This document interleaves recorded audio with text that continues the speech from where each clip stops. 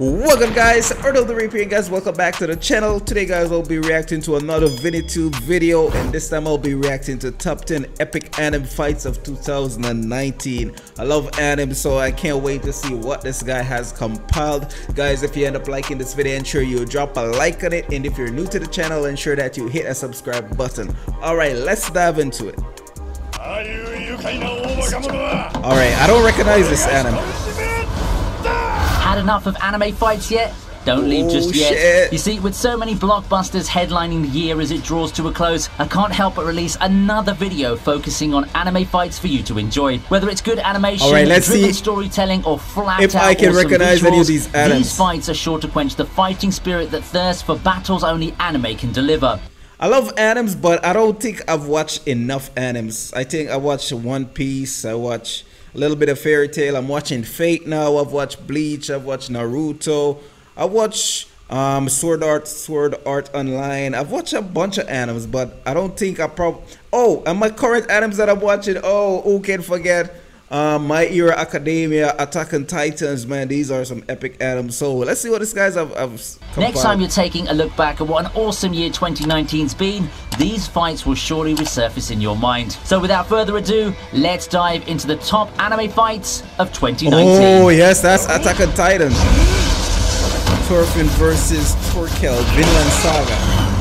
Ever wondered what a good underdog fight in 2019 looks like? Vinland Saga's got your back. In his latest scene of streaming Thorfinn with a promise of a duel, Askeladd tells the latter that he'd get his reward of a duel if he would beat an opponent. Now the problem is, that opponent's Torkel the Tall, a jovial yet impenetrable man who lives his entire life for the thrill of battle. This battle's really no contest. This one looks the furious opening flurry, Thorfinn's quickly defeated. The difference in power level is really just too great. Other men would have faltered by then, but not Thorfinn. Defiant, he manages a final attack before leaving behind to his opponent the revelation that he's the son of Thor, setting up their inevitable next duel. Even with no chance of winning in his current state, Thorfinn still manages to convey to the viewers his will to win, and one can imagine that for everyone rooting for him, there was a glimmer of hope for a while that he might just pull it off somehow. You gotta stab him in the eye. Oh shit, you see me stab him in the eye. One Punch Man. Oh yes, I remember this. Oh shit, yo, he's taking some hits. At number 9 as Garo takes on everyone. He's not named the hero. This one is sick. I remember this fight. Yo, even in this guy's weakened state, he was kicking everyone's ass. Yo, this guy was sick. Of the second season of One Punch Man, it did give us something that the first season. Yo, this guy was holding his own against B class, A class, S class heroes. It's like this guy was unstoppable, and it seemed the more they beat him up, it's like the stronger he gets. Yo, this guy was too. And when Saitama meets him, every time Saitama meets him, he's like Saitama is swatting a fly. He's like zoop, and that guy just go flying. And all these guys are just struggling to beat this guy. That shows how incredibly powerful Saitama is, man. An ensemble battle royale against arguably the best character of the series. Shit. Having established himself as more than a credible threat, Garo shows off his capabilities. He beat everybody. He kicked everyone's ass. Multiple heroes. Using whatever means he has, he smashes, pummels, and flat out destroys the heroes foolish enough. You know, one thing that I liked about this guy is that he protected the kid that he always saw sitting on the bench reading the magazine about the heroes. When he was in the building and the guys were gonna attack, and he stood in front of the building so that none of the attacks would actually reach the kid. Yo, even though he was a villain, I really respected that about him. Try to defeat him. It's a fast-paced fighting fiesta that continues the season-long build-up for our hero. In the only fashion that would do it justice, the fight ends with a setup for the fated showdown between Garo and Bang. This won't be the last that we'll see of ensemble battles. In a short while, things are only going to get bigger and better. This guy's too OP. Literally. Alright, Gorgon a lot of names I can't pronounce. I don't know this anime. Small people fighting a gigantic monster has never looked this good before. Sorry, Attack on Titan, but we'll make it up to you a little bit later, okay? In my opinion, by far the best episode of Fate Grand Order Babylonia is the one featuring the fight against Tiamat, or more correctly, Gorgon. The entire episode pretty much covers a long fight between Gilgamesh's servants, Ushiwakamaru and Leonidas, trying their hardest to hold off the approaching serpent god. Viewers are treated to a vast array of awesome lines and the servant's signature noble phantasm. I have a long way to go in Fate. I liked more, but I am sure of one thing. I'm just about to finish Fate sure be what the actual FGO game has to offer. I don't need to shield Babylonia anymore to you guys. Just look at it and don't tell me you're not encouraged to watch the show right now. It might not be Ufotable behind the new Fate series, but the animation department sure delivered. Wait, you mean it's not Ufotable Babylonia? At least we know your gacha money is being spent well. Don't worry though, we'll be seeing Ufotable on this list again in a short while. Yo, look at those. That's a giant. She's fighting a giant.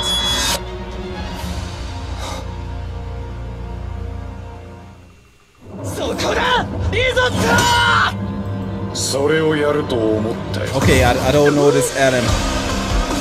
JoJo definitely has no shortage of insane over-the-top fights, and I believe that the battle between Doppio and Risotto in Golden Wind is in serious contention for Anime Fight of the Year. This battle showcases the much-awaited powers of Risotto, who's been a consistent looming threat before Diavolo takes over the role of main villain. Metallica's an extremely interesting ability, and Risotto puts it to good use in his attempt to take down Doppio and the boss. The fight offers exactly what you'd expect out of a JoJo fight. Crazy powers, eye-catching art and animation, as well as a spectacular finish. Despite not featuring the main characters, this fight's truly one of the highlights of 2019 JoJo, and few moments could come close to it in terms of intensity and ability to keep viewers at the edge of their seats. In the end, Risotto comes extremely close to defeating Doppio until Diavolo takes over. Defiant till the end, he attempts the last resort attack on the latter, but ends up getting shot in a cruel twist of fate. I didn't think that Risotto would win, given the villain hierarchy. I don't know when I'm gonna get to some of these items. They had us in the first half there. Alright, I don't know this one either. Julius. After several years into its run, Black Clover decided to give us a treat with the fight between Licht and the Magic Emperor Julius. For all the criticism that Black Clover had to suffer through its initial seasons, how does Vinitube watch all these animes, man? Jesus. It certainly turned around and given us memorable fight after memorable fight as the story turns to overdrive. In 2019, one of the pivotal moments turns out to be the fight between Licht and the Magic Emperor himself, Julius. It features two top-tier fighters going at it, and through this fight we see more of Julius's character, back and forth spells and techniques, but despite Julius's arsenal of OP magic attacks, he falls against his nemesis. I had a feeling it happened watching the fight, and the trigger really did get pulled. Arguably, Julius could have won easily, but it's his humanity that proves to be the deciding factor. Perhaps things would have turned out differently had it not been Vengeance's body being used. On another note, I think that it's ironic that Julius was betrayed by his close friend and stabbed in the chest. Sounds like a historical figure with the same name, right? Yeah, Julius. Oh, I remember this. Saber versus Berserker. Hello there, Ufotable. As expected, the second Heaven's Feel movie delivered in numerous points. It should be a given that I did a reaction video to this fight, excellent animation and special I did a reaction video to this fight, but I couldn't upload it because of copyright issues. Effects, Heaven's Feel passes with flying colors. The most notable fights among the ones in the second movie come around the halfway mark, with the fight between Berserker and Saber Ultra. When you look back at it, the fight's not that intense. Berserker basically gets squashed by this new evil Saber before getting annihilated by Neo Excalibur, but that's where the magic of fight direction comes in. You certainly feel the impact of Berserker's attacks, and the whole world shakes with each of his attempts at defeating this opponent that far outclasses him. Even though it's a one-sided affair, the fight direction creates the illusion that it's not supposed to be, and that, my friends, is the true power of Ufotable. Look at Excalibur, man. Yo, shit.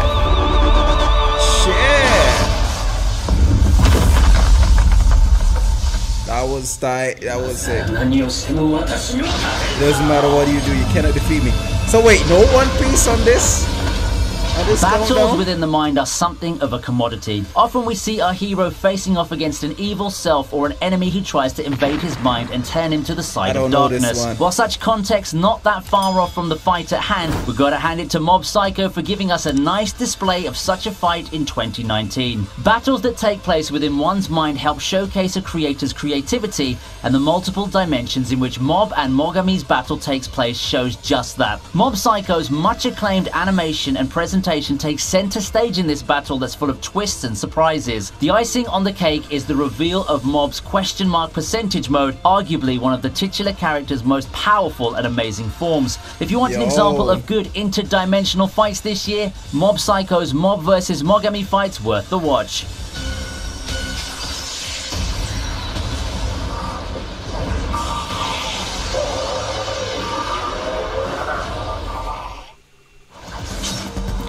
Oh yes, I remember Attack on Titan, one of my new favorite anime. Yo, I remember Levi is sick. Anime world by storm. Levi is a bad mofo. Just right for it to close the decade with a bang, featuring a triple threat of a fight between the Survey Corps and the three most iconic Titans the series has to offer. The fight you've all been waiting for is here, and it's epic. The climactic fight against the three Titans features noble sacrifices, cool entrances, and high-octane action, all that you've come to expect of Attack on Titan. The studio didn't disappoint in having the awesome experience come to life in the form of anime. Levi taking the Beast Titan by himself, Armin's genius plan, and Hanji helping save the day. I can't pick my favorite moment from all the ones this thrilling gauntlet has to offer. Just as the defeat of the Titans opens up a new door to the world beyond, so does this event mark the lead-up to Attack on Titan's final season next year. Yo! Look at Levi go, man!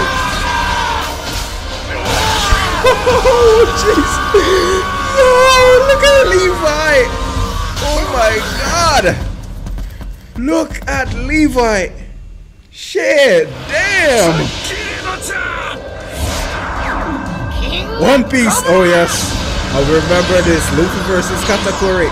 Talk about a battle showcasing how much of a tank our favourite stretchy boy is. If there's one word to describe the theme of this fight, it's resilience. Yo, but this fight was too drawn out though. This fight took up too many episodes, in my opinion. Versus Katakuri isn't as hyped as other major Luffy fights, such as the one against Doflamingo and Crocodile. However, it's in this fight that Luffy shows off his inner strength. We're used to seeing Luffy face off against opponents above his level, but rarely do we see him take this much of a pummeling at once, only to get back up without a hint of giving up. That's the fundamental difference between Luffy and his opponent. Just like rubber, Luffy is far better at bouncing back than Katakuri. This is a fight decided by durability and will, and our hero's edge is what allows him to prevail in the end. In his attempt at being perfect, Katakuri never learned the essence of resilience. Without a support group and numerous experiences like Luffy, he never learned to push onward when the going gets tough. Yo, that's the toughest fight I've watched with Luffy. I've kind of stopped watching One Piece for the moment. I'm kind of let the episodes build up. The last time I watched is when they actually, I think like when he arrived in Wano, and the guy with the straw, what's his name, Hawkins, showed up. That's when they fought Hawkins. That's the last time I've watched it. I need to catch up back with it though, but I can't just like hop in and watch an episode this week and then wait 7 days to get the next episode. I like to binge watch episodes, so I like to be at home like on my day off and I'm watching like 10-15 episodes for the day. That's how I watch my animes.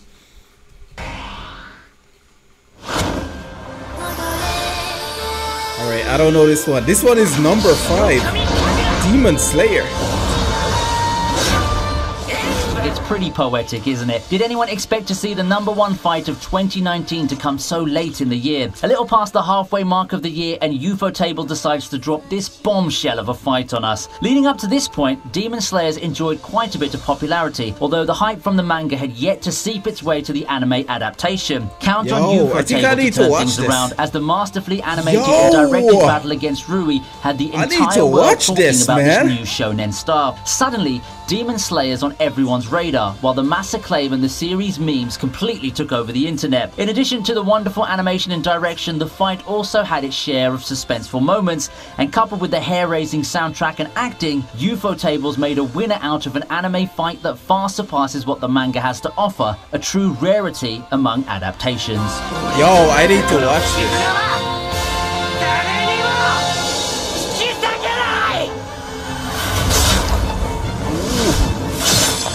Yo, he took her head off. Ooh, he took the head off, clean. And that concludes this list. Anime's always blessed us with epic fights that would be remembered for years to come. And 2019's overall an exciting year for those who crave the adrenaline that only anime fights can provide. What's your favourite fight amongst the ones listed? I'd love to hear your comments, so make sure to chime in and leave some feedback. Yo, my favorite fight, definitely Levi versus the Beast Titan, man. That fight was sick. That fight got me on the edge of my seat. Yo, when they were charging towards the Beast Titan, and the Beast Titan was like throwing like rocks and killing off everyone around, Levi was the only one standing. He sacrificed the entire team to get to that guy, and when he got to it, oh my god, he gave him some merciless slashes. That was sick. Even now I got goosebumps talking about that fight, man. That fight was sick. If you guys haven't watched that fight, you need to check it out, man. That fight was sick. That fight was sick. Oh my god, I can watch that fight. I can watch that fight over and over again, man. Yo, guys, thank you guys for watching this video. If you like it, ensure you drop a like, and if you're new to the channel, ensure that you hit that subscribe button, guys. We are at 1,000 subscribers. Yo, our next goal is 5,000, and I know we can do it. We can do it, guys. So let's get to 5,000 subscribers. Thank you guys for all your love and support and everything. I really appreciate it. Thank you guys for all the recommendations. Be sure to leave your recommendations down in the comment section below. Let me know, guys, what you think about this list, and hop on over to ViniTube's channel and show him some love. I'll have the link down in the description. Thanks for watching, guys, and until next time, I will see you. Peace out.